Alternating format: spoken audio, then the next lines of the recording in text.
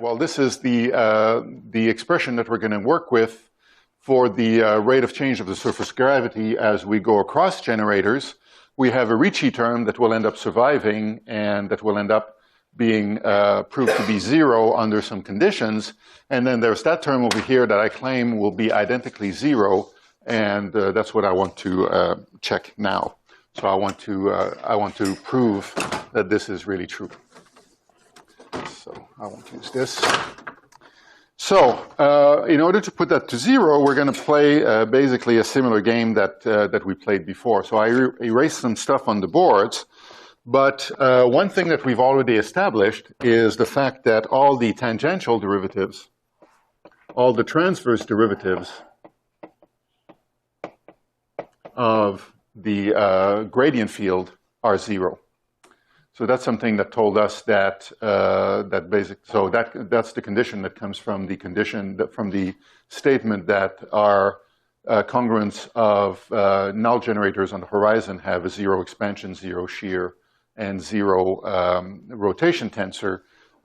So this is just a statement that B alpha beta, components of the B tilde tensor in the tangential directions, are zero. So what I can do in order to give me information about this is to take that equation and differentiate it on the horizon. And because it's zero everywhere on the horizon, if I differentiate the condition on the horizon, I still get zero. So as a consequence of this, we can take all of this and say that because it's zero everywhere on the horizon, I can differentiate it in the tangential directions and still get zero. And when we expand this, we're going to see that this generates information about the Riemann tensor. It's pretty easy to see how it comes about. So when we differentiate, of course, we generate those two derivatives on the Killing vector, and that will end up telling us what we want to know. So we get that first, and then we get all the other derivatives. So we get A differentiated with respect to gamma. And we get this term, and then we get a third term where we get A alpha A beta B differentiated in the direction of EC. So we've got that.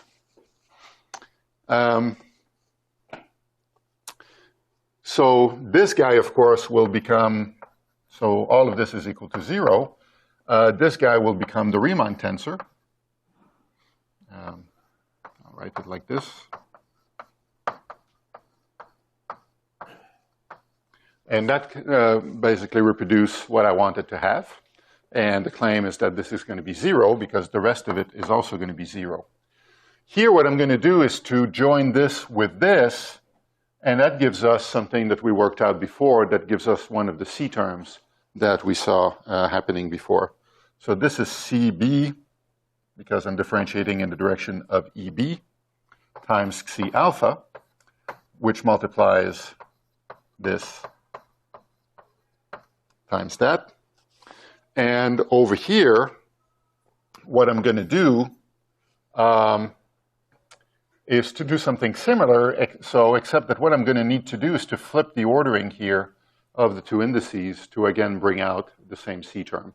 So I'm going to flip the ordering here, produce the minus sign because of Killing's equation, and I'm going to have C beta differentiated with respect to alpha in the direction of E alpha A, and that will bring me a C term, like C beta, and then the rest of it. So, so that's what we have, and we're going to see very soon that we get cancellation between those two things. So in what's left over, well, we still get our Riemann term.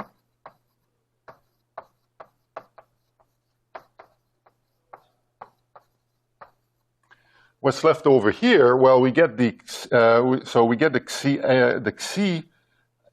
C alpha multiplying E alpha, and what I can do here is to again transfer the derivatives by using the fact that C is orthogonal to E everywhere on the horizon. So this gives me another minus sign, and this I'll rewrite as C differentiated with respect to gamma. That multiplies E alpha A, E gamma C. And again, we'll see that there's another C term that's going to arise from this. Over here, while I'm applying the same trick, I'm going to get plus CA. I'm going to get C differentiated with respect to gamma. And then I'm going to get E beta B E gamma C. So here, so basically I'm just using the fact that C and E beta over here have a zero inner product, so I can just flip the, transfer the derivative from this guy over to that guy at the cost of a minus sign. And at this stage, while I get more C terms appearing, I have another one over here, CA, C alpha. So that's for this combination over here. Over here, I get CB, C, oh wait,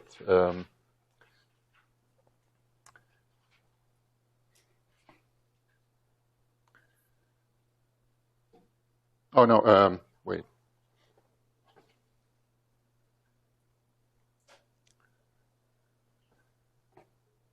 So here I had the, so here I did the flip.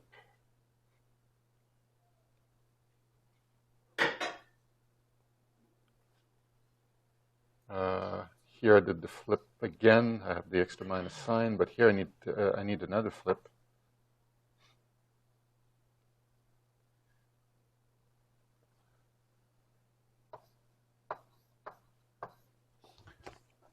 But then I don't. Oh no, it's the same thing here. So I had to flip over here as well. Right, because I want to combine those two things. So I want to be sure that the index alpha here corresponds to the one that that we differentiate with. So I needed to flip again the order, again using Killing's equation. So I had an extra minus sign here. And what you see from all of this is that we get CACB multiplying C. So now it's become gamma. So we get CACB multiplying E multiplied with E. And we get the same thing over here with an extra minus sign. And when the dust clears, we find that 0 is equal to a Riemann tensor term.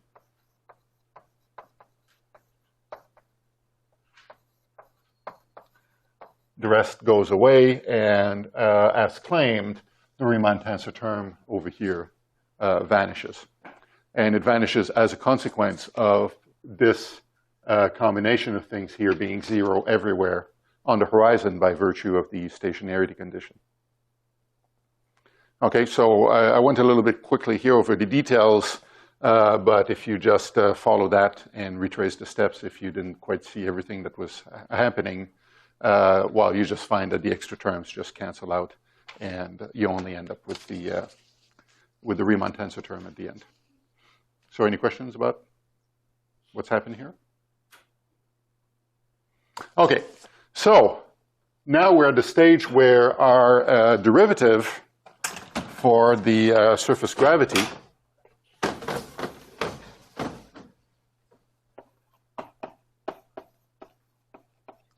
is equal only to the Ricci tensor term.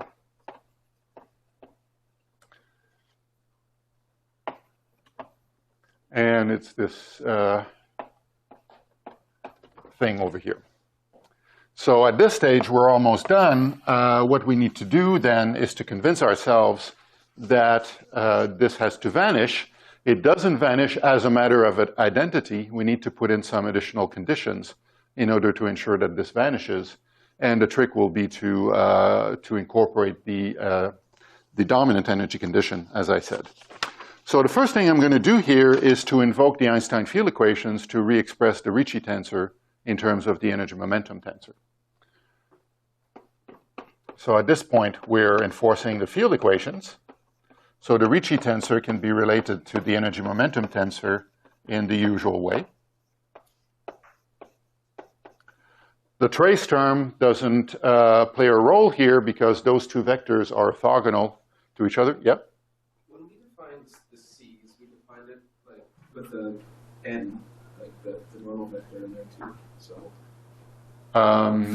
Sorry? I'm just wondering how so when we define these C's, we said it's, the covariant derivative of psi contracting with n alpha e beta. Yeah. No, but the way that I'm using it here is something that we did also before. I worked out before that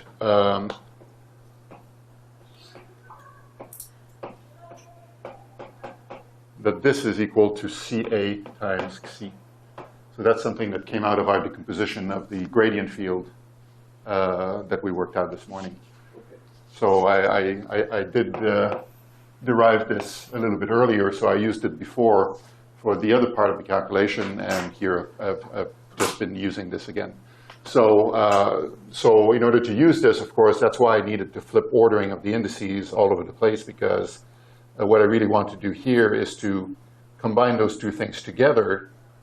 And in order to do that and use this result over here, I had to flip the ordering here at the price of this minus sign, and then I had what I wanted. Yeah, I remember that. Yeah. So other questions about these things? Yeah? Can you just briefly explain how to derive that? How to derive this? Yeah. I did that this morning. Yeah, so it's in your notes. It comes, so you just go back to the expansion that we worked out this morning for the gradient for this guy over here, and then you take a contraction, and that's what's left over. So we did do that this morning.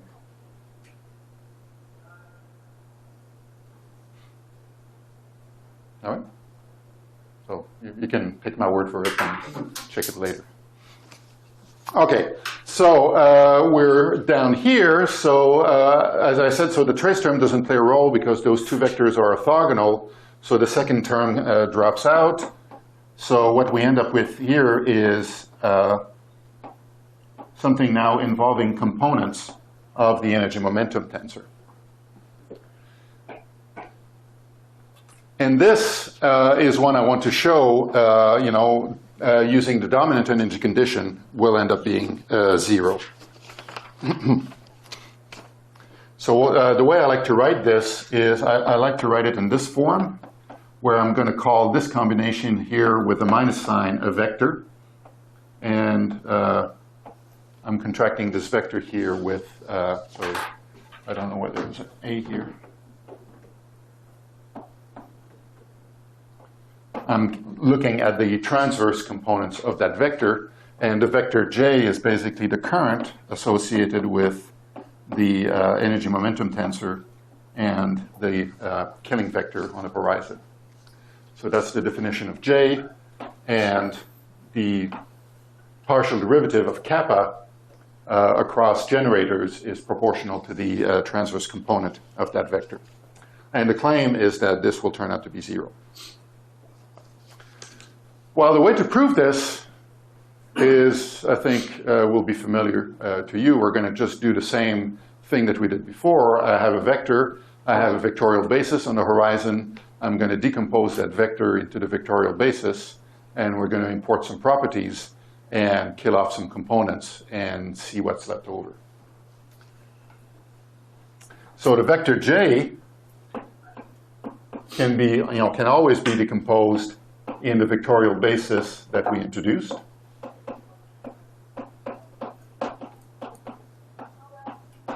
In this way. We can get rid of some components by recalling some results that we derived before. One thing that we had derived before is the fact that the components of the energy momentum tensor that correspond to a flux across the horizon had to be 0 if the horizon were stationary. So we can import this, and what we're saying here is that the C component of J has to be 0. So we don't pick up a contribution here, but we pick up a contribution here. So this is 0, and that means that B has to be 0, so we kill this term. So J has to be aligned, has to be tangent to the horizon. It has no component across the horizon. So that's by virtue of the stationarity condition. Now I'm going to incorporate the dominant energy condition, so I'll just remind you what it is. The dominant energy condition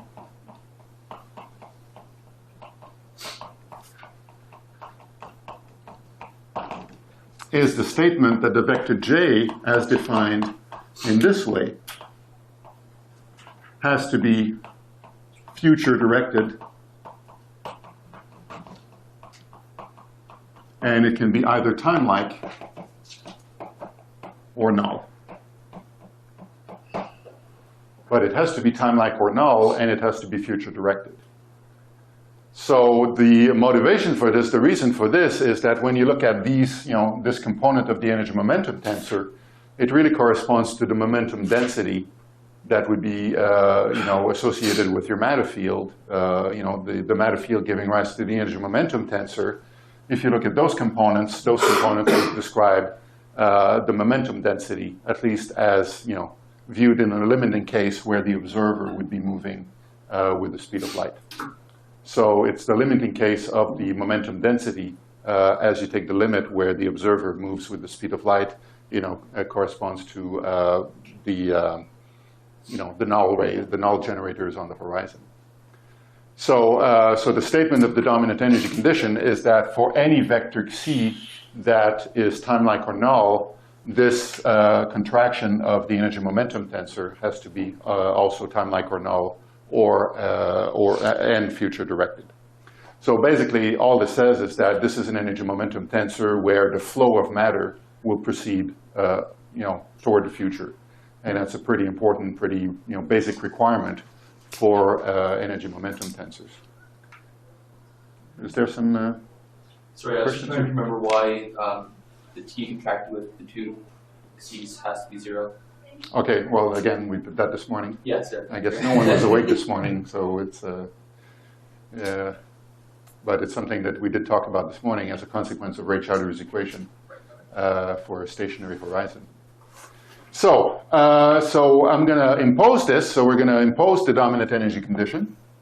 And this will quickly tell us that, that in fact, that vector j, in fact, these components of the vector j have to be 0.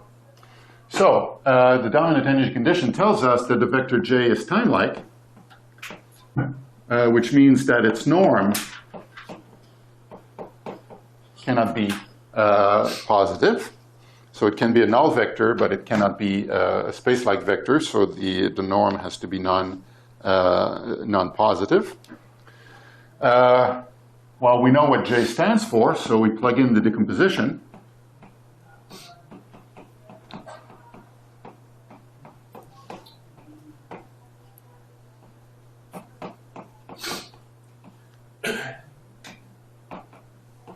And we work it out. So this is equal to, so this multiplied by this gives nothing because Xi is a null vector. This multiplying by this gives also nothing because Xi is orthogonal to the transverse vectors. So there are no cross terms. The only thing we pick up here are those two things multiplied together.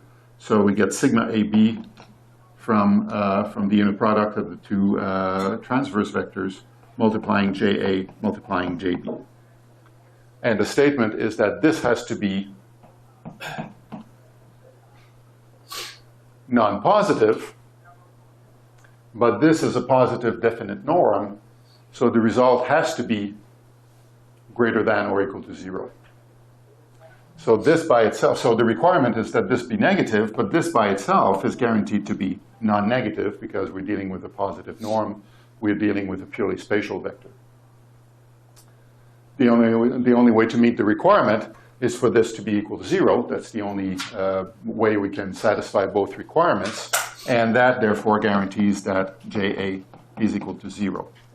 So the dominant energy condition tells us that the transverse components of the vector are 0.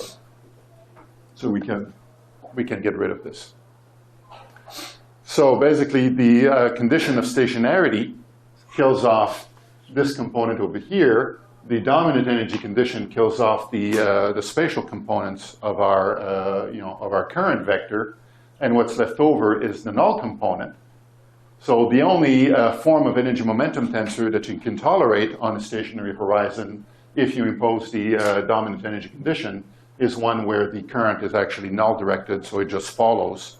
The matter is flowing along with the null generators.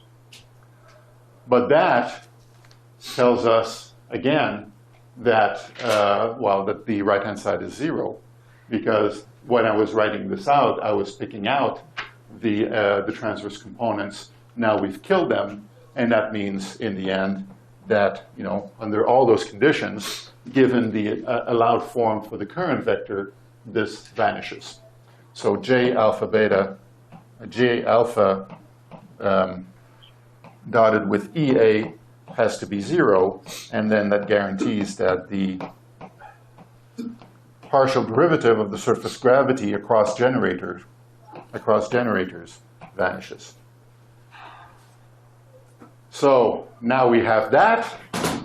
We had that the surface gravity satisfies the killing symmetry. So we had those two statements, and that proves altogether that kappa has to be a constant on the event horizon. And that's the 0th law. So it's pretty intricate. I mean, there's a lot of steps involved. You have to go through a fairly long calculation. And maybe the most disappointing part of all of this is the fact that we have to involve the Einstein field equations, and we have to involve a dominant energy condition to pull it all off. So that's the proof as was originally presented by Barney Hawking and Carter back in the early 70s. That's the best they could do at that time. There's been refinements on this. Since then, there was a paper, I think, from the mid-'80s, or maybe later than that, by Bob Wald and somebody else, who actually came up with a different proof, an alternative proof, where, in fact, the property follows without imposing the field equations, without imposing the dominant energy condition. They found a very clever way of proving, in fact, that this follows as a matter of identity. But the proof is, very tricky, very involved. And I think this is, as involved as it was, it's a bit more direct and it's a bit more informative, I think, in the end. But the point is that there are ways of relaxing some of those assumptions and still get a theorem out. This version of the proof, though, requires the dominant energy condition and the field equations. But, if you're willing to live with this, and this is a fairly mild condition on the energy momentum tensor. I mean, you certainly would not expect classical matter to deviate from that. So whenever you use whenever you have a theorem that relies on the weak energy condition or the null energy condition or the dominant energy condition, I don't think you are severely restricting the freedom that you have in the theory. Those are not very strong assumptions. The strong energy condition is a bit of a stupid one, so that's a much stronger assumption than you would like to impose. But some of the singularity theorems, for example, rely on that. But these are, I would say, mild assumptions. Perhaps the thing that makes makes somebody the most uncomfortable is the fact that, well, we do have to impose the field equations. And because we were really trying to be very general here about stationary black holes, the influence of the field equations was very limited throughout. I mean, we sort of saw it through the Ray-Chowdhury's equation, so that's something we saw it there. We see it here in the proof of the 0th law, but it would be nice to come up with versions of all of this where you don't have to rely on the field equations at all, because your black holes could be, black holes existing in, alternative theories of gravity. And I think it's reassuring to know that there are other ways of proving these things where you don't rely on those, on the field equations.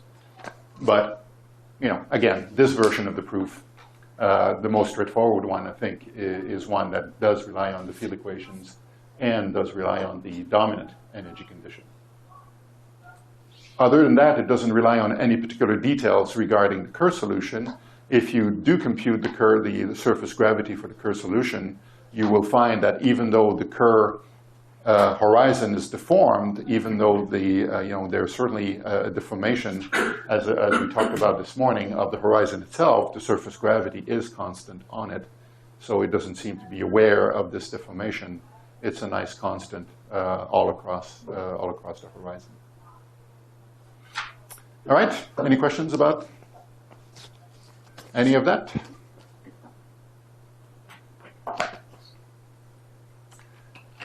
Okay, so that's the zeroth law. A very neat property of black hole horizons. There's a first law that I'd like to talk about next.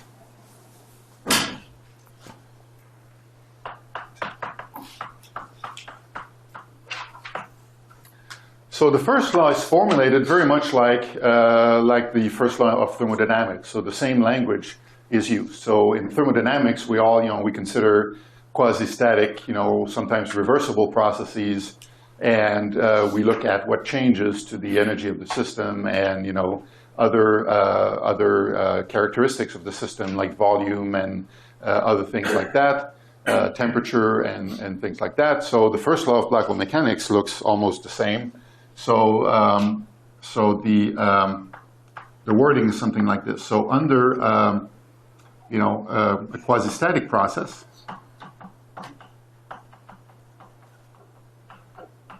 and it's understood here that we are talking about an infinitesimal change.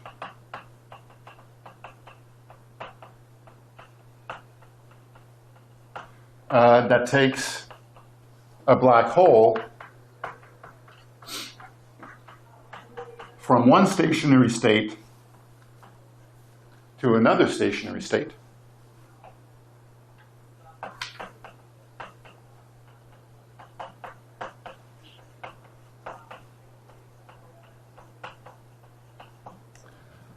The statement is that the black hole parameters under this change will change in a way that, that are related to one another. So the black hole parameters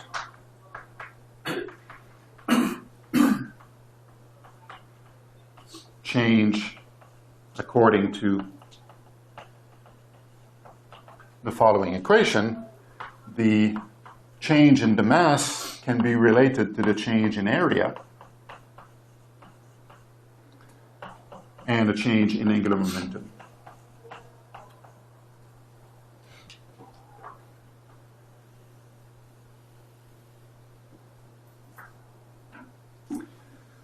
So that's a statement. That's a statement that can be verified for the Kerr black hole. So if you take a Kerr black hole and you change it to a new Kerr black hole with new parameters, new angular momentum, new mass, you can calculate that the area will change according to this equation. So you can do this based on, again, the properties of the Kerr solution, but there's another way of proving this that's a bit more general than that, and that's what I'm going to go through now.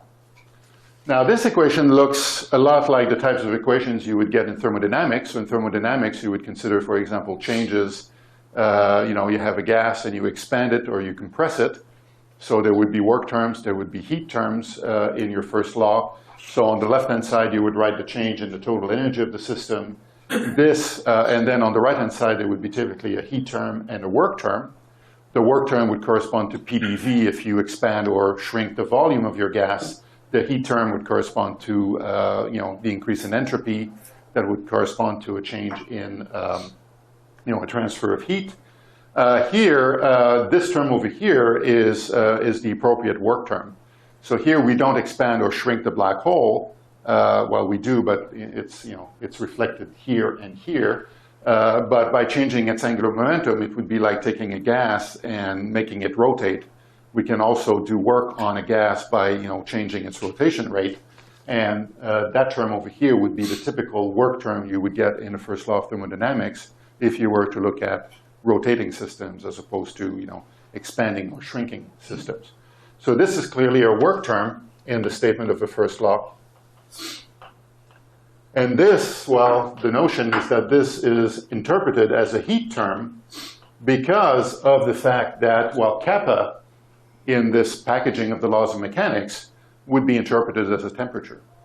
So the zeroth law of black hole mechanics, being analogous to the zeroth law of thermodynamics, brings this analogy between kappa as, as a surface gravity and kappa as a temperature-like quantity in thermodynamics. So the zero flow in thermodynamics, of course, would be the statement that if you have a system in equilibrium, that is a stationary system in thermodynamics, the temperature is uniform. Here we have a stationary black hole for which the surface gravity is uniform. So if we imagine that this is analogous to temperature, then this term over here would play the role of a TdS type term in the laws of mechanics, of thermodynamics. And then we're led to considering that, well, the area would play a role analogous to entropy. Yep? You mentioned in the morning that the omega h is also constant on the horizon. Yep. So, I mean, that kind of makes sense in this analogy because that would be like the pressure term, which is constant. Which is constant. By mechanical equilibrium, you have to have a constant pressure. Yeah, so that's the same thing here. So the angular velocity being constant basically is a statement that the black hole is in mechanical equilibrium. It rotates rigidly with itself. If it were not, then it wouldn't be a stationary thing, right? So the horizon would still be in the process of settling down to that final stationary state. Yep, so it's a good point. Okay, so how do we go and prove this? The rest of the story, of course, you know, right? So back in '72, when all of this was done, the analogy was thought to be purely formal, intriguing, but purely formal. And in fact, people would have sworn that, well, black holes cannot be thought of as thermodynamic systems because black holes only absorb things, they never emit things. Therefore, a black hole, the only notion of a temperature you can introduce for a black hole would be 0, because that's the only time that, the only type of body that never emits anything is a body at 0 temperature. So a black hole should have been considered to be a zero temperature body, and therefore there's no entropy to be associated with a 0 temperature body. Therefore, all of this is perfectly cute, but perfectly, so there's no strong analogy. It's just a cute, formal analogy. There's nothing physical about this, but the rest of the story. So a couple of years later, Hawking discovers the Hawking process, finds out that, well, in fact, quantum processes around black holes give rise to a flux of thermal radiation, that the temperature of a black hole actually does correspond to the surface gravity up to a factor of 2 pi. And as a result of this, the black hole entropy is, in fact, a quarter of its area. So all of this is familiar. So there's certainly more to this than just a formal analogy. But right now, we don't need to think too much about the analogy. We can just focus on deriving this as a consequence of general relativity, or at least as a consequence of dealing with null surfaces and event horizons in GR. Okay, so well, let's go and prove this. So what I need in order to produce this change in my black hole state is a flow of matter. So the black hole will change its mass, it will change its angular momentum, it will change its area because some matter is flowing across. During the flow, of course, the black hole is no longer stationary. So the intermediate state is not going to be a stationary black hole, but I can imagine that the black hole starts stationary, eventually returns to a stationary state, but in the meantime, there was a change. And that change will be produced by an energy momentum tensor that it will take to be infinitesimal. So it's going to be basically almost a test energy momentum tensor, except that I keep track of how much it changes the black hole parameters as a result of the flow across the horizon. So we're introducing an infinitesimal T mu nu. And we know that if there's a T mu nu, if there's a flow of matter across the horizon, there will be a change in mass and there will be a change in angular momentum. We even talked about how to describe this mathematically. So that's something that goes back a couple of weeks ago when we were still dealing with the Hamiltonian formulation. So the change in mass that will be produced by a transfer of matter across the horizon is going to be given by an integral across the horizon, and then it will involve the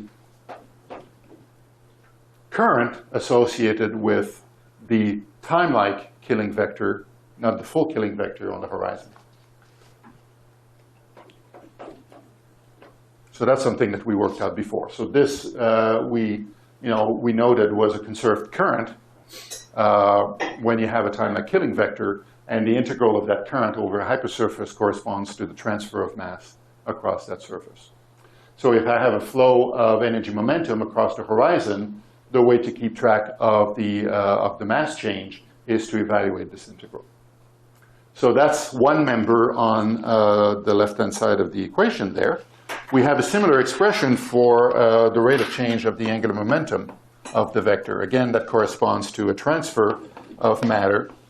And in this case, it's going to be this conserved current that's going to be involved inside the integral. This corresponds to the rotational killing vector. So already we have two terms in our first law, and what I'm going to do is to combine these things together, work it all out, and see what we get from that. So I have two questions. Eric? Sorry, should the second term be in minus? The second term is a plus. Okay. Yep.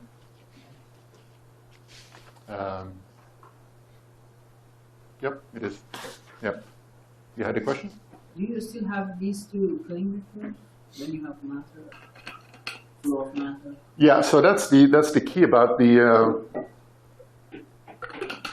notion of an infinitesimal energy momentum tensor. So here I'm really playing a game of perturbation theory, where I say that I will produce changes in my space-time, I will produce changes in my black hole, but I will calculate changes in all the quantities only to first order in perturbation theory. So this being small, of course, strictly speaking, there's no time-like killing vector anymore during the transition, and there's no rotational killing vector during the transition.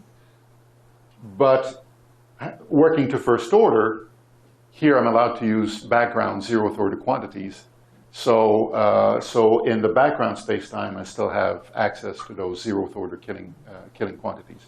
So this being first order, wanting to calculate this only to first order, everything else can be evaluated as if I'm working on the background of a black hole, or background of a black hole space-time with its original killing vectors, and also using the original expressions for the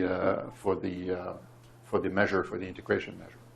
So that's a good point. I forgot to mention it, but I'm glad you raised it. Okay, so it's an infinitesimal, and I should say that, well, this is really reflecting first order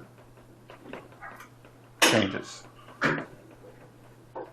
And at first order, as I said, I can use the directed surface element on the event horizon, which will be directed along the direction of the, vector c. So it's going to be something corresponding to the area of the cross sections, and then an integration along each along the generators.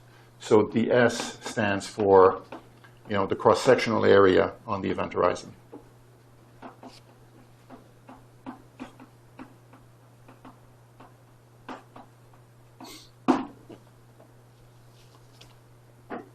Okay, so this is the starting point. What I'm going to do is to throw this away, throw this over to the left-hand side, and I'm going to compute it, and we're going to see what we get.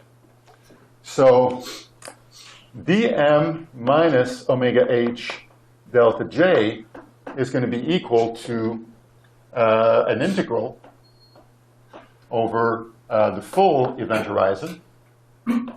We're going to have the energy momentum tensor, and here we're going to have T beta plus omega h phi beta that multiplies d sigma alpha. So that's what happens when I take this difference over here. I produce two minus signs, and I end up with this combination here of killing vectors, which basically gives us our horizon killing vector c. So when I put this into here, what I get is plus an integral over the horizon, T alpha beta. I'll write it with the indices like this. We have two vectors c coming one from this, the other one from that, and then we have the integration over the cross-section, and then we have the integration over the generators.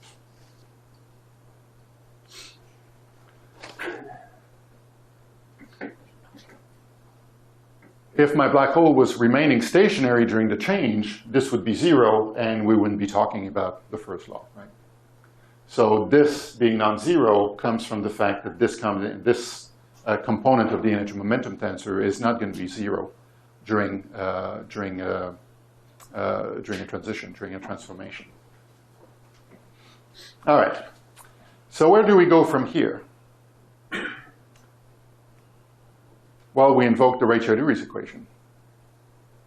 And that's going to be telling us how the area is relating to all of this. So let's go back to Ray-Chardouri's.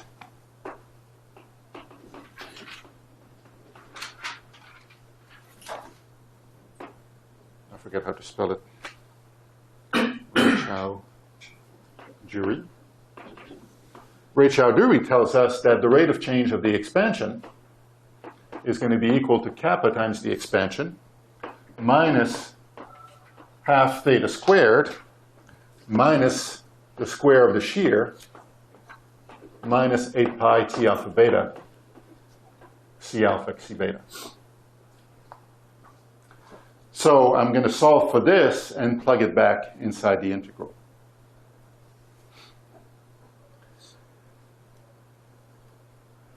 Again, I'm working to first order in perturbation theory. So this is something that I expect is small, that I impose, in fact, is small.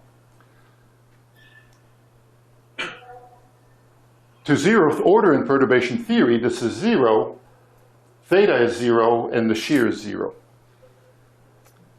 To first order in perturbation theory, theta becomes non-zero, and sigma becomes non-zero. This term is linear in theta, so it's first order. This term is also linear in theta, so it's first order. This is quadratic, it's second order. So I'm going to neglect this. And I'm going to neglect this as well. So the square of the shear also would be a second order quantity in perturbation theory. So in the end, again, restricting to first order, I'm going to equate this to this minus that. So to first order, 8 pi T alpha beta, C alpha C beta, is going to be equal to kappa theta minus d theta dv. And that's what I'm going to plug in into the integral.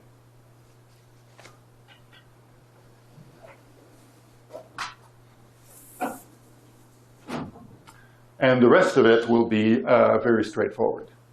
So delta m minus omega h delta j is going to be equal to, now I get two terms.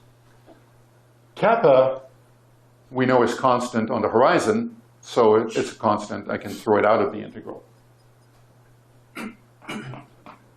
And now I have an integral over h, the horizon, and then I have theta that multiplies ds, that multiplies dv.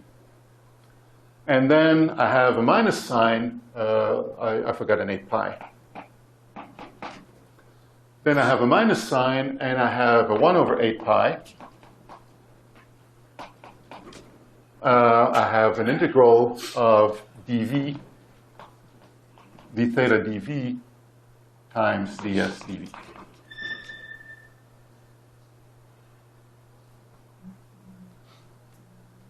All right. Well, the rest of it just relies on remembering what theta stands for. So a couple of things. So we're integrating over the horizon, right? So let's picture the horizon, and let's picture the generators on the horizon. So when I integrate for the whole horizon, so I integrate from the time before the change started to the time after the change is completed. So I'm integrating over pretty much, a whole segment of the event horizon, which means that if the horizon was stationary at that time, so I'm following the flow of the generators here, So if the horizon was stationary before this time and stationary after that time, then I'm integrating over the piece of the horizon in between the initial time and the final time. The way I'm breaking down the integral here means, okay, I'm going to fix v to begin with, and I'm going to take a cross-section of the horizon by cutting across all the generators like that.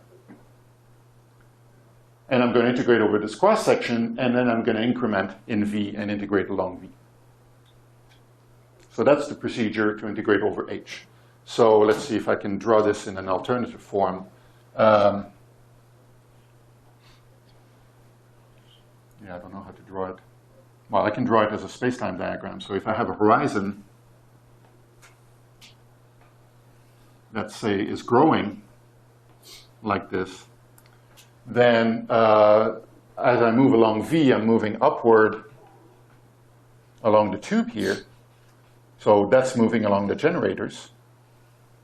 But for fixed v, I'm actually calculating a cross-section like this. I'm actually identifying a cross-section like this. And as I do the integral here, I fix v, integrate over each cross-section, and then I increment along v like that.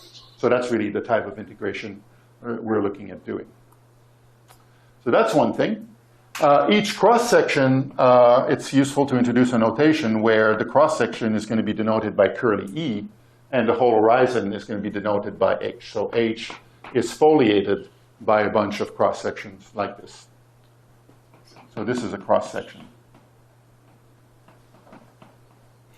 It's a cross-section at constant V. We integrate over the cross-section, then we move out in V.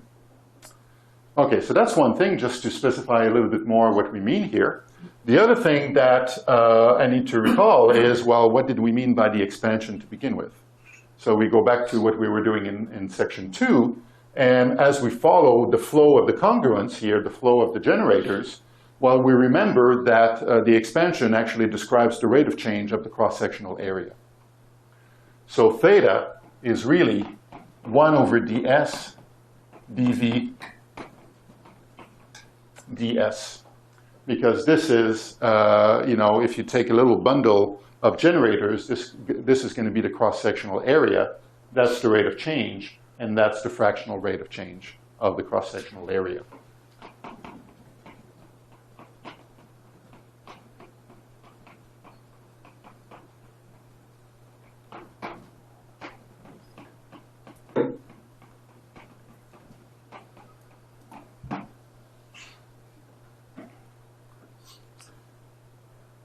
Okay, well, let's look at the first term.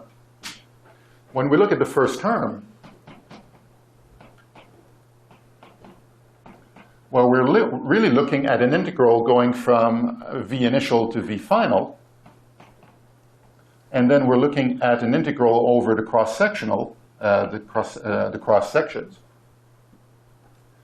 And what we're integrating over the cross-section is theta ds, which stands for ddv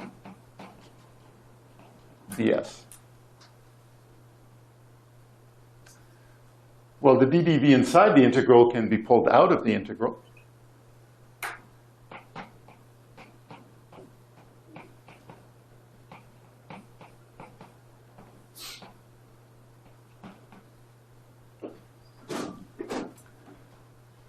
And I'm differentiating and I'm integrating.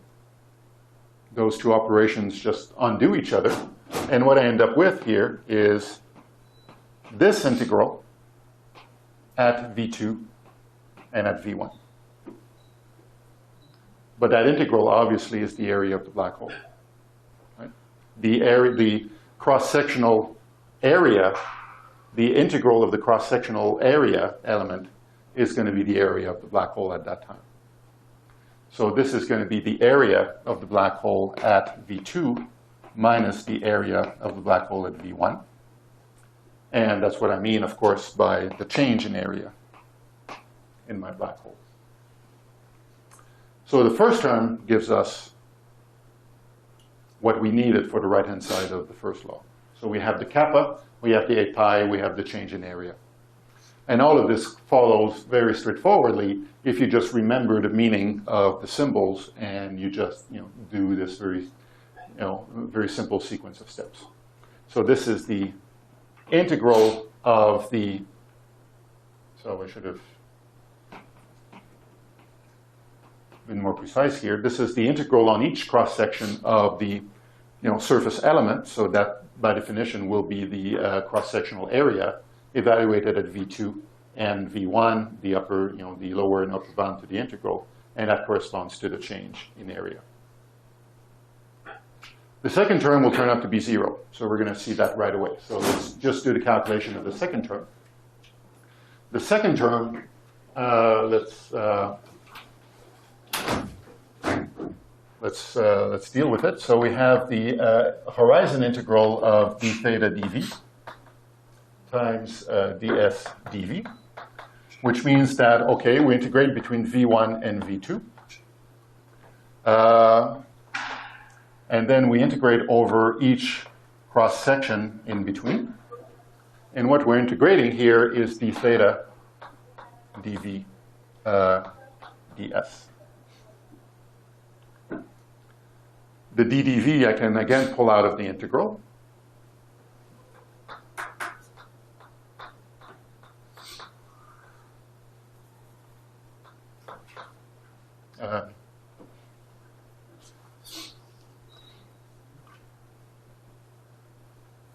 Yeah.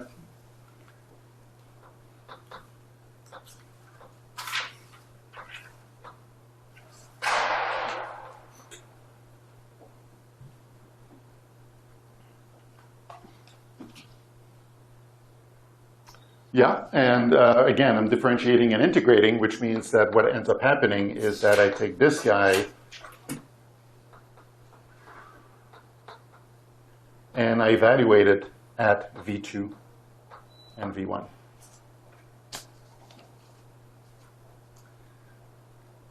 And because I start and I finish in a stationary state, theta was 0 at V1 and at V2 and at 0.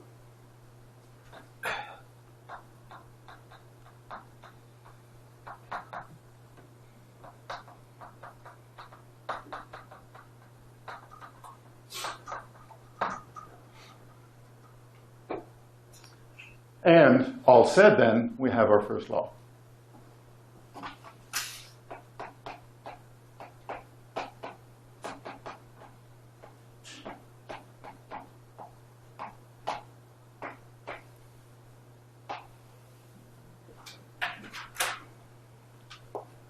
Yep. Is there any problem in regularity with, or is there a regularity assumption necessary in transferring the derivative out from the integral over HV? Yeah. So we're assuming that everything is nice and regular. It's pretty crucial, in fact, that the event horizon be a very nice regular surface.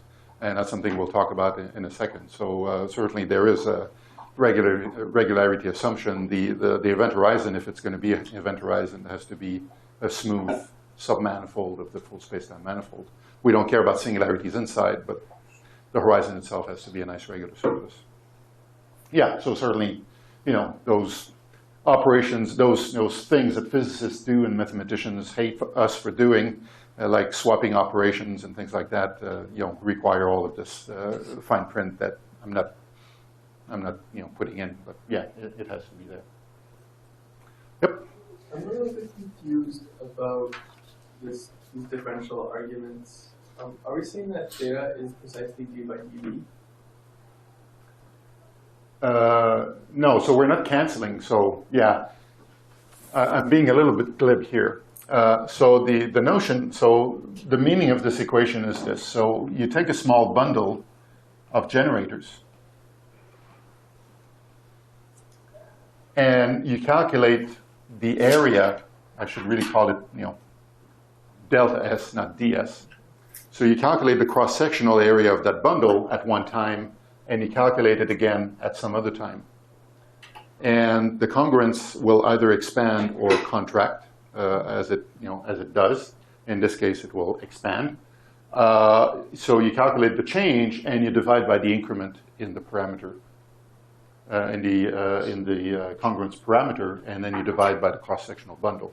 So by the area of the cross-sectional bundle. So I really should be writing it in this form.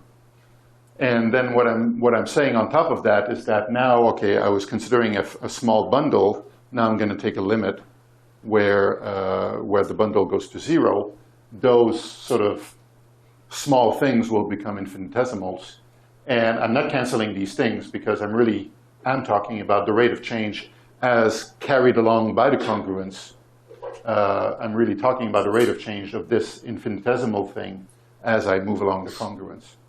So I really don't want to cancel those things. I'm really talking about a physical change in a cross-sectional area that is bounded or, convected along with the motion of the congruence.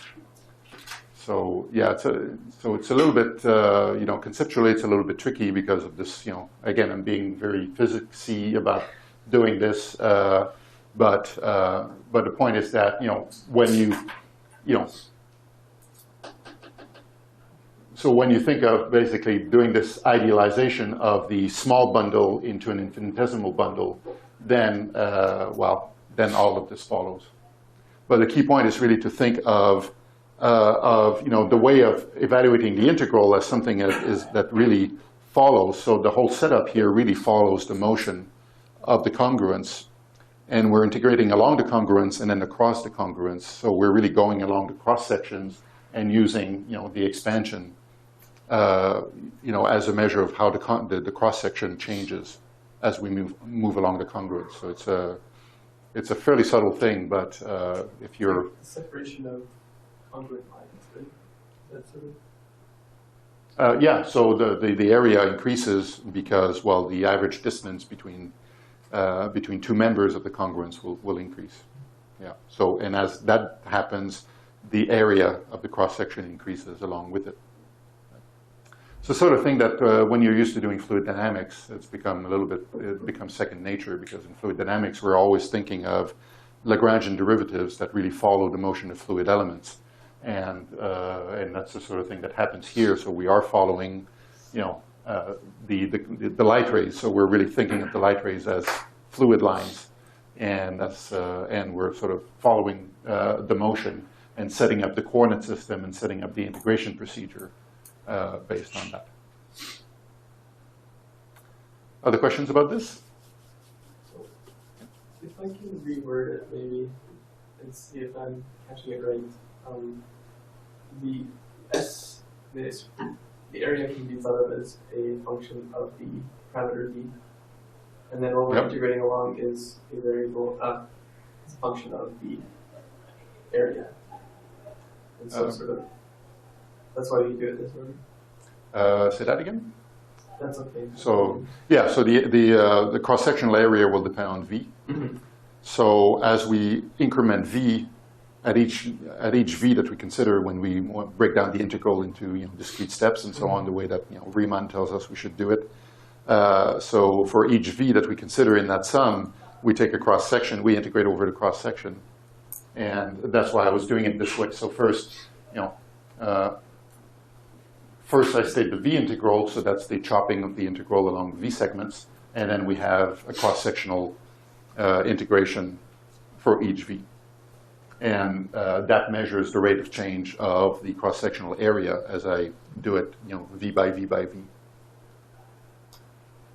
It requires some thinking. I mean, it's a pretty cute argument, but it's pretty pregnant with, with subtleties of meaning more than subtleties of mathematics. It's really, making sure that you recognize the connection between all of those pieces and the way that they all come together. So it's.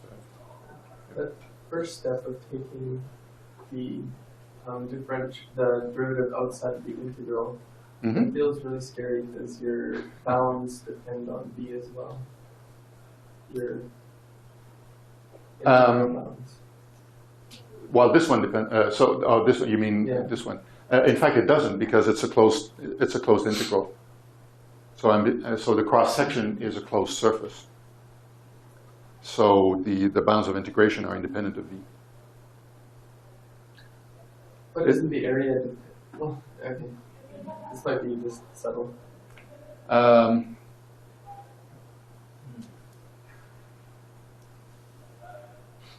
Why is it surface?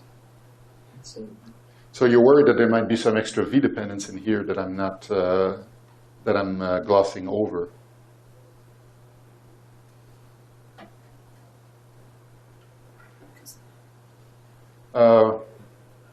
No.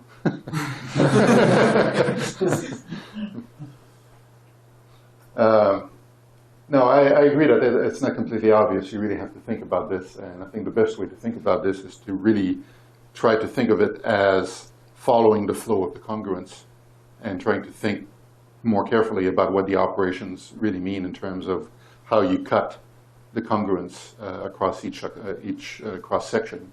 So there's really no V buried in there, and even though here I've sort of indicated a dependence in V, it's really a subtle thing in terms of specifying the bounds of integration or things like that. So it's actually quite okay, but I think it's something that requires some thinking.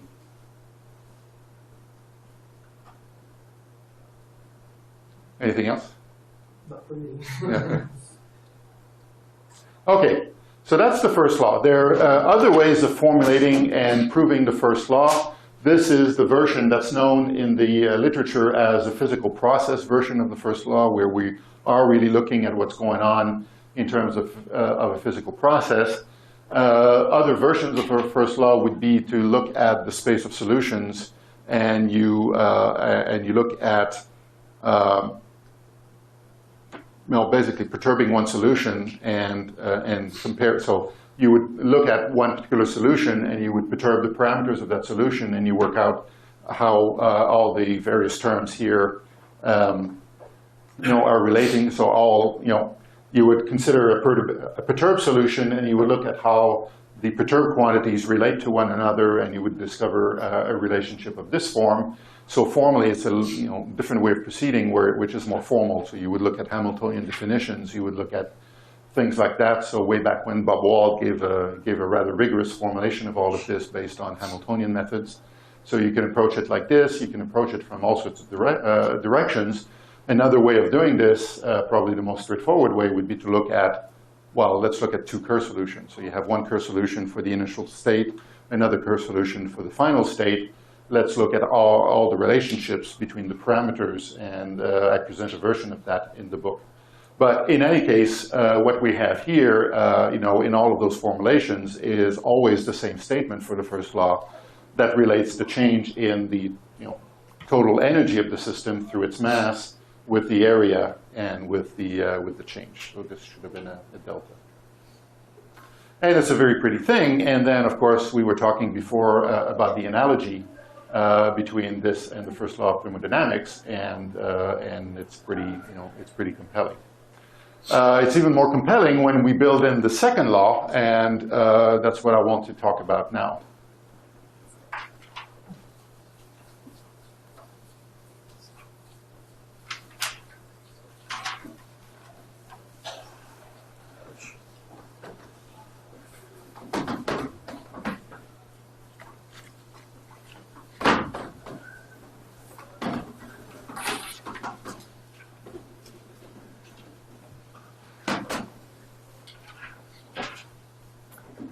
So to talk about the second law, the good news here is that there will be no mathematics involved.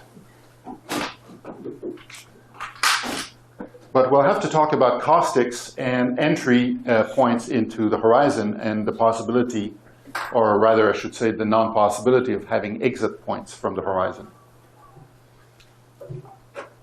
So let's think about that a little bit. And at this stage, it's going to be all cartoon stuff.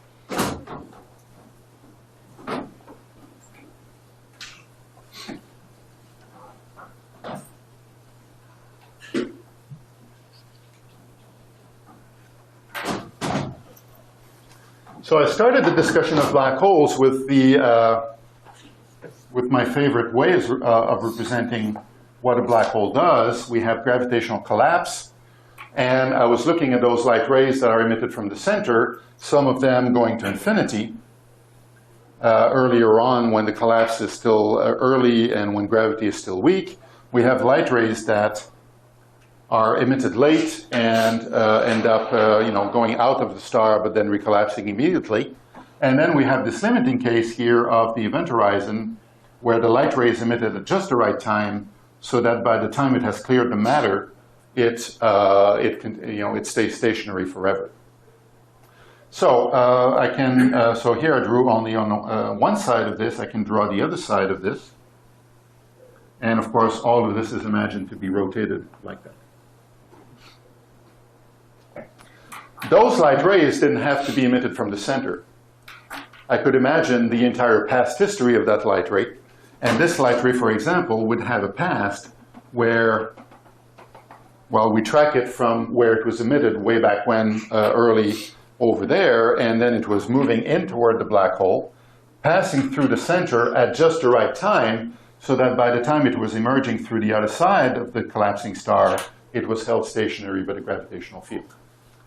So before I was describing this in terms of a creation or an emission from the center, but in fact we can look at the previous life of the light ray and imagine that it was really coming from this side and passing through the center, and then by the time it was reemerging from the other side, it was held captive by the gravitational field. This light ray in the same way was coming from this side, and it was converging toward the center, and it passes through the center at exactly the right time so that when it emerges from the matter, it is held stationary at all times.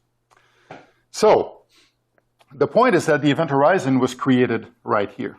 It didn't exist before. It was created at this instant of time. And at this instant of time, we have light rays converging to a point, and they all cross that point. Here I'm imagining spherical symmetry, so this is happening in all directions. And what we have is a classic caustic of our congruence of light rays. They all converge, they all merge into a caustic, and then on the other side of the caustic, you have the creation moment of the event horizon. So the event horizon is created at a past caustic. In spherical symmetry, that caustic would be a single point.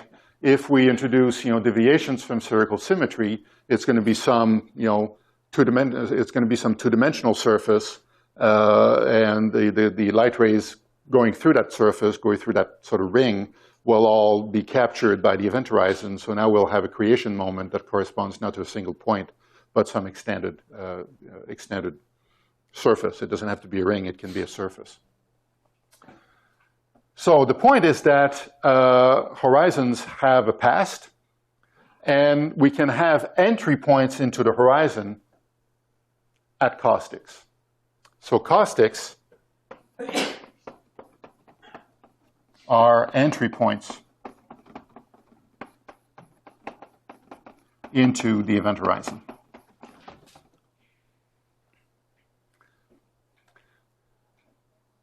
So that's observation number one. Let's look at a slightly fancier version of this. Let's look at a black hole that is the result of a merger of two individual black holes. So let's look at a black hole that was initially two black holes. So here's one. So I'm drawing the event horizon of one, and then I'm drawing the event horizon of the other. At some point they merge, and then we have a black hole surviving as a larger black hole after the merger. So I'm drawing the event horizon, and here I'm sort of forgetting about the creation moments for each one. So at that point down here, there would be, an individual creation moment for this guy, and over here too.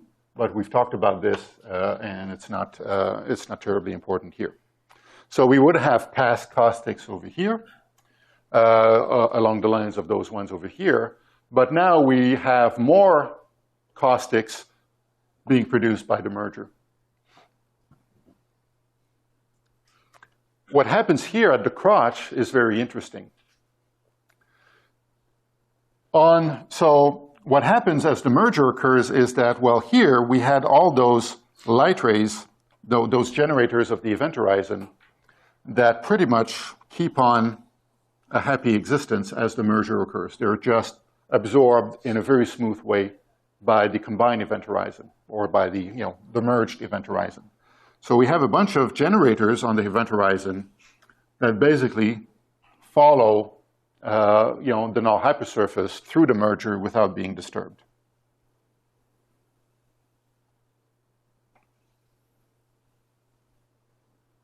So those would be light rays that entered either this horizon or this horizon, and then just stayed on forever, and they will keep on staying on forever, and that's the point I'm trying to make.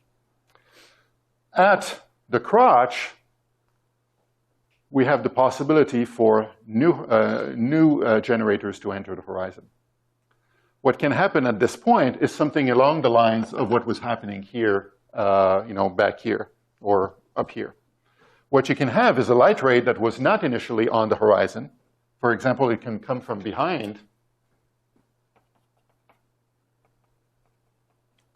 and it can choose to enter right here. Well, it doesn't choose to enter. It's just at that point, it's coming from behind the merging black hole. So the black holes are merging this way. There's a light ray that was, coming from behind.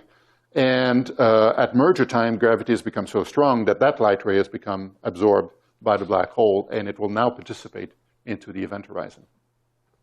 So that light ray that comes from behind enters the horizon right here at a new caustic point. And there could be another light ray coming from the other side that will also enter over here through another caustic point. And there could be more. So you have new generators entering the horizon at that point, coming from light rays that were unfortunate enough to be captured by the gravity of the black hole after the merger.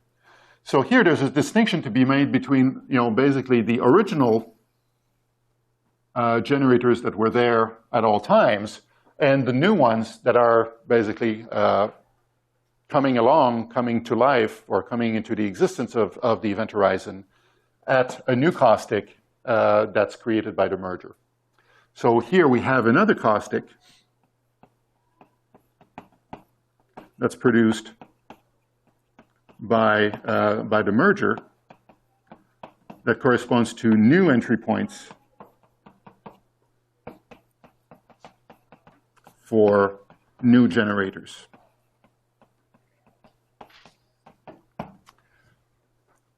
And again, here I've simplified the picture, so it looks like the caustic is a point, but in fact it's typically a line. So if you don't have any symmetry, then the entry into the new horizon will correspond to a full line here. So the crotch is, a full line that sort of straps around here, and light rays passing through that line will be absorbed into the merged event horizon. So the point of all this is that the notion of an event horizon pretty much comes with the fact that there are some past caustics through which new generators enter. This happens sometimes at the moment of creation of the black hole, but sometimes it happens later at the moment of two black holes merging. At moments like this, there's room for more generators to come in, and when they come in, they come in through caustics. Now, something very important about caustics is the fact that, well, we know that caustics represent singularities of our congruence. And it's not too surprising. This congruence is perfectly fine and regular, but at this point, new generators are entering, and they all emerge from that, one line or that one point. And that corresponds to a point where the expansion was minus infinity.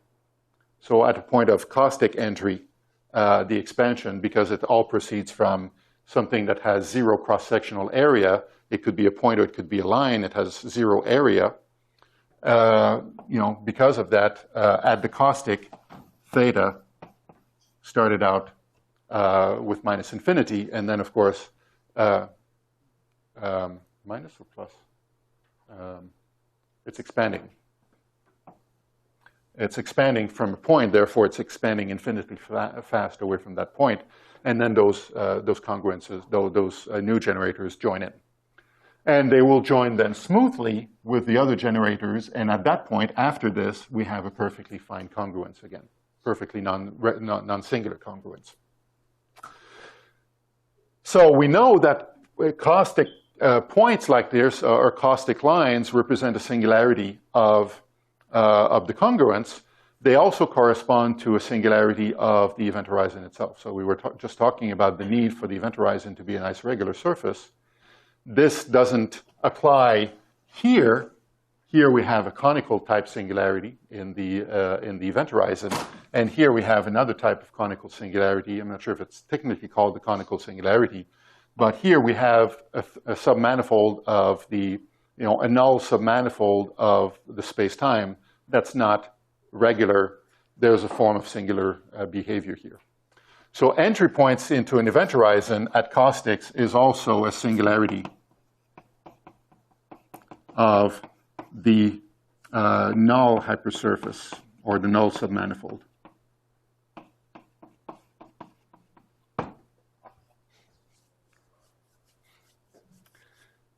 So we can have caustics, and we can have non-smoothness when new generators join the horizon. You have a question? Is this true in all coordinate systems? So for example, I'm not saying anything about coordinates. So it's really a geometrical statement here about the behavior of the congruence as a congruence. Right.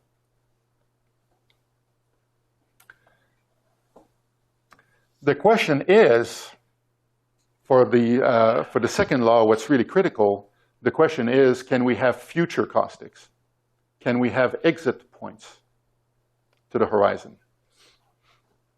Can we turn this around and have a black hole splitting up into two black holes?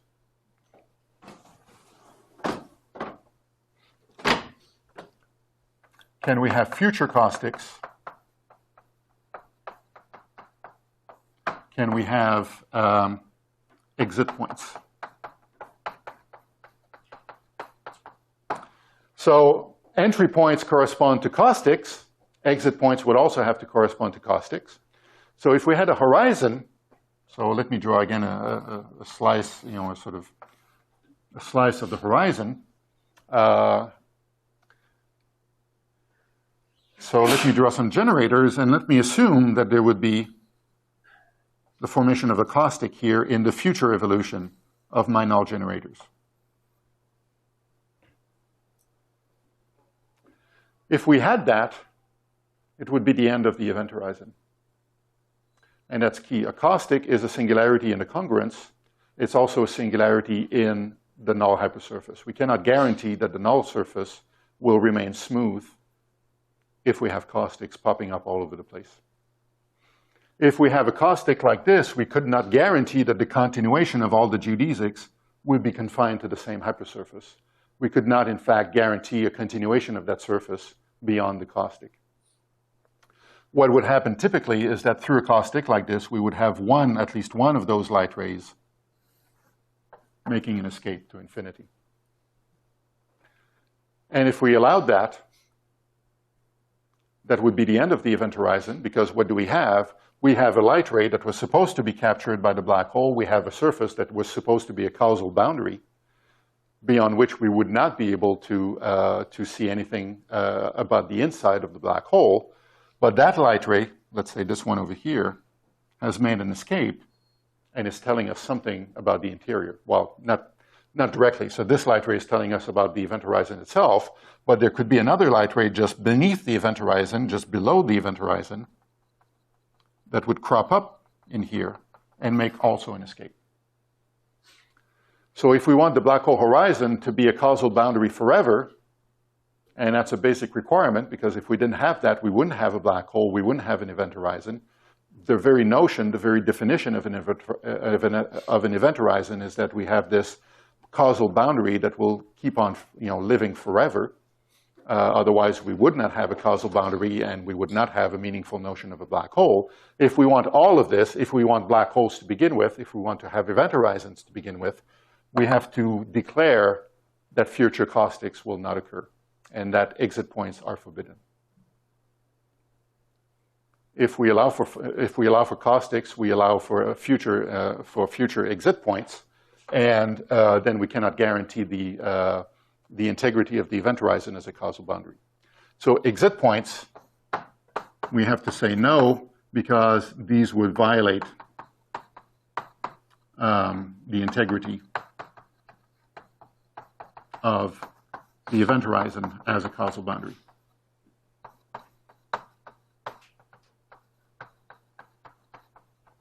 It's okay in the past because you're basically forming that boundary. You're shaping that boundary. You're defining that boundary. And you can always add new generators. What you don't want is to remove generators by letting them escape all the way to infinity.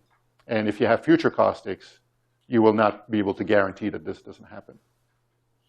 And once you know that, you have the second law. Because if we have a congruence of generators, and we want to guarantee that no caustics will ever be encountered unless new generators join, we have to make sure that the congruence is never contracting. Okay? So no future caustics except at new entry points. Guarantees by the focus theorem that the congruence of generators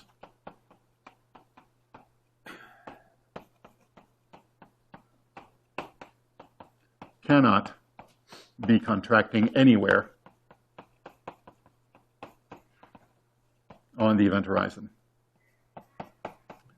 The focusing theorem says that if it starts contracting anywhere, if you have any patch here on the event horizon where the generators are contracting, then the focusing theorem guarantees that they will keep on contracting until they meet a caustic.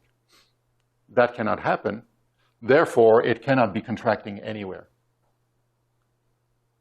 If it's not contracting anywhere, it's either stationary or it's expanding. So the congruence has to be expanding.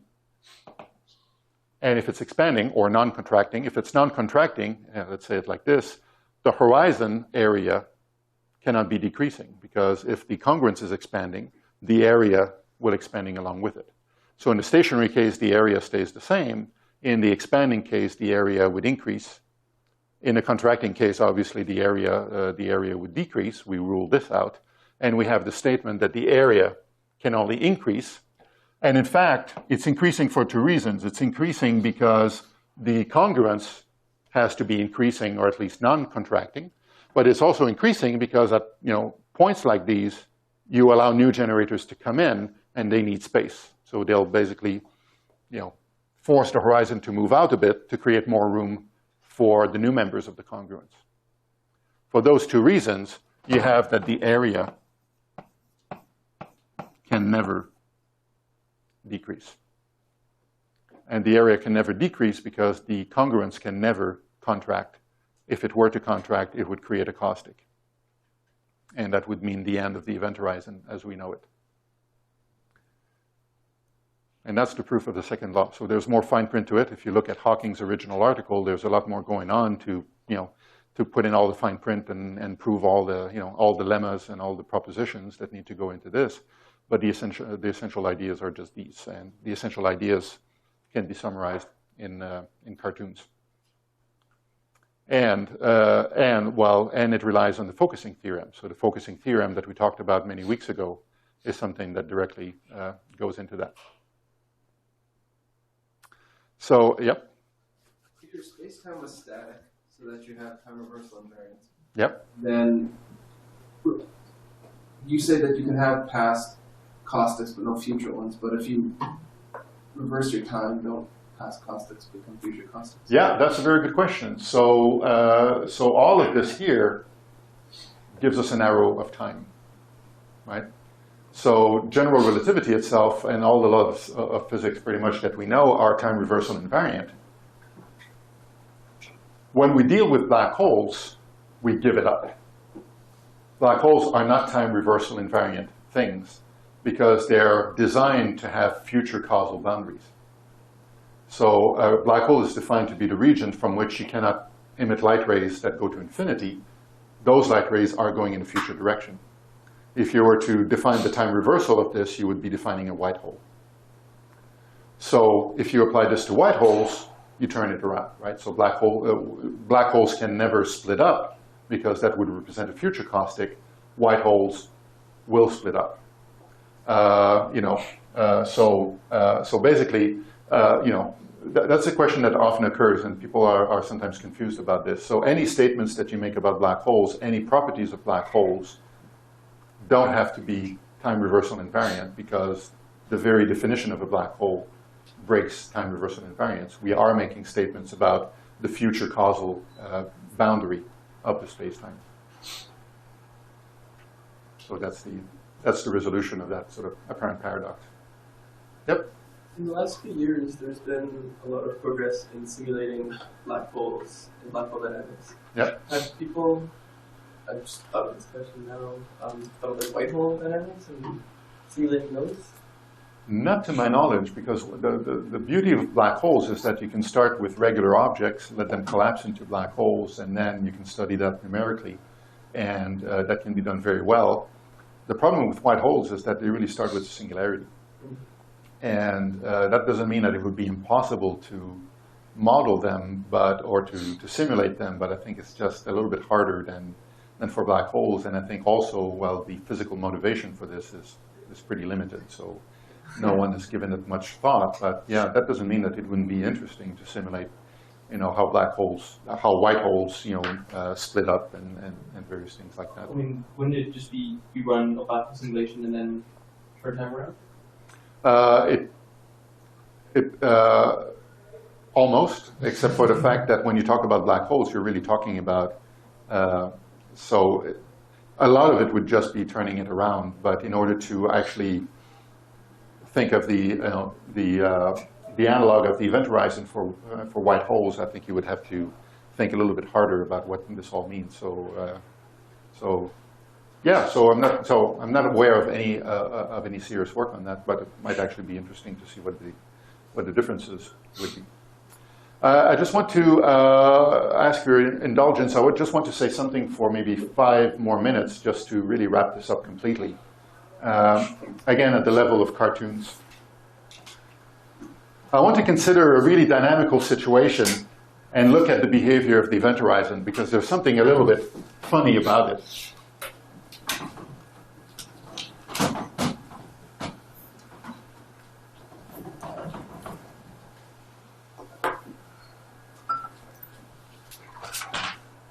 The event horizon breaks time reversal invariance, but in some sense it also breaks causality. And I want to just describe this and explain why it's not a real breakdown in causality. So suppose we have a black hole, so much like this one. So it was formed at some point, but let's suppose that at some later time it starts absorbing more matter. So we have this, the first creation moment. So here's the singularity. Here's the first creation moment. And here's the time at which we start absorbing more matter. So more matter is going to fall in from this direction and from that direction. So that's just the flow of matter. So thinking back about this situation right here, the way that we were locating the event horizon before was to say, okay, let's look at the light ray let's say starts from the center this time. And that light ray is going to be basically focused and focused and focused by the infalling matter until it clears out of the infalling matter and it remains stationary ever since. So in that way of representing things, the event horizon is generated by those light rays that are focused by just the right amount by the infalling matter, so that at the end of it, it emerges with no expansion at all. So it starts with positive expansion. The expansion decreases by the focusing theorem by the infalling matter, and then after the last of the matter, you end up with no expansion left. In this diagram, the old, event horizon would correspond to those expanding light rays that become stationary after all of this matter has fallen through. And they would stay stationary until they encounter more matter. And if you have a stationary light ray that encounters more matter, it's going to be focused by that matter, and it's going to start contracting again. So that congruence of light rays is going to start contracting, and the added gravity here will make this light ray collapse back to the singularity. So you thought that you'd located the event horizon, but you were wrong, because the matter that falls in later, and it could be thousands or it could be billions of years later, will in fact produce this additional contraction. And this light ray, which you thought was the event horizon, in fact was confidently inside the black hole. What you need instead is an earlier light ray that you thought would make it out to infinity. So it was expanding for a long while until it catches the infalling matter. And now it's going to start contracting until it encounters the last of that matter, so that this light ray over here will emerge stationary. That's the event horizon. This was not, even though to you or me it looked a lot like the event horizon. It had all the usual properties of the event horizon. But it was not the event horizon, because the actual event horizon had to account for all of the matter that will fall in the infinite future. And you have to basically look for this limiting light ray such that after all of the matter clears, you end up with zero expansion left. And you have to wait until all the matter clears, and before that happens, those light rays were always expanding, because you have to wait for all the matter to do the right amount of focusing in order to produce this stationary surface. So if there was more matter yet falling at later times, well, we would encounter the same situation, so you would have to consider another light ray that was emitted even earlier. And that would be the true event horizon. So the true event horizon is sitting outside here. This was what's known as an apparent horizon. It looks like a horizon, but it's not. And it's not a horizon because this light ray eventually is captured by the black hole. So here's the cute thing about this. When we think about this carefully, we know that event horizons are really constructed by looking at what's going on at infinity, at future infinity. So we wait forever. And if we wait forever, we know that things have settled down. And in order to locate the event horizon, what we really have to do is to launch a stationary light ray from plus infinity, and we propagate it backwards in time. And then we're going to go that backwards in time, it really initiated here.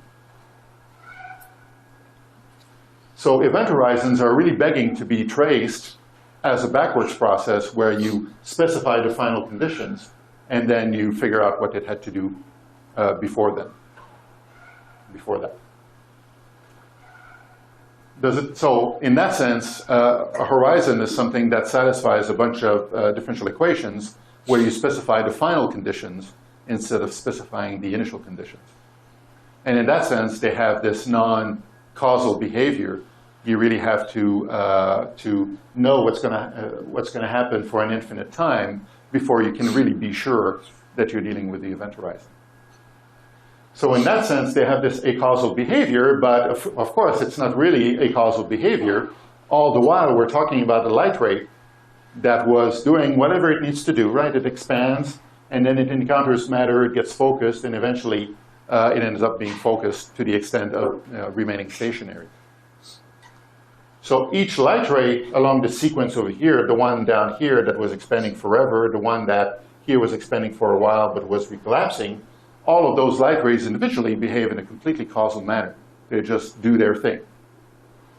The thing that's not obvious is that which light ray is it going to be that we're going to declare is a generator of the event horizon. In order to answer that question, we really have to look at the final conditions. So that's what's referred to as the teleological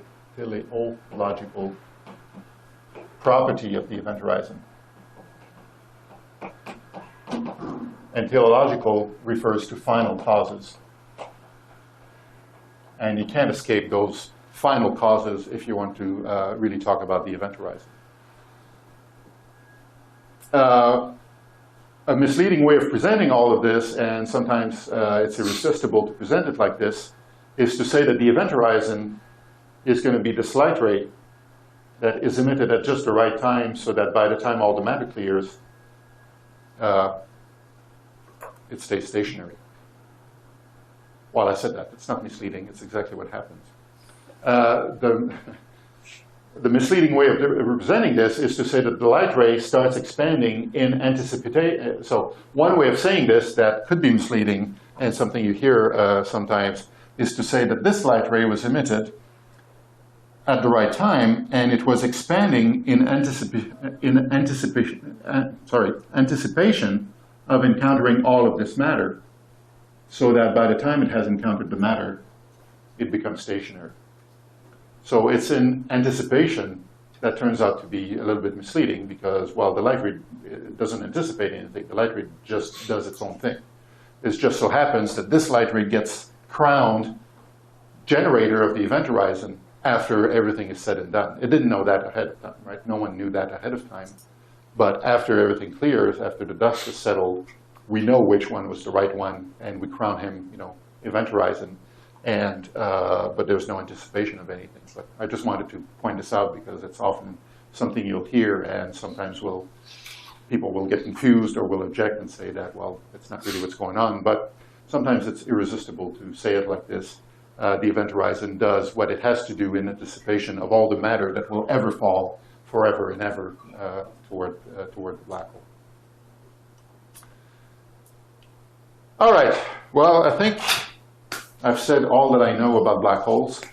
Well, I think I'm pretty satisfied with what we managed to cover in this course. I don't think we'll need extra lectures next week. So I think we'll quit here. And as I ask you, so next week I'll expect you to give me your titles and abstracts.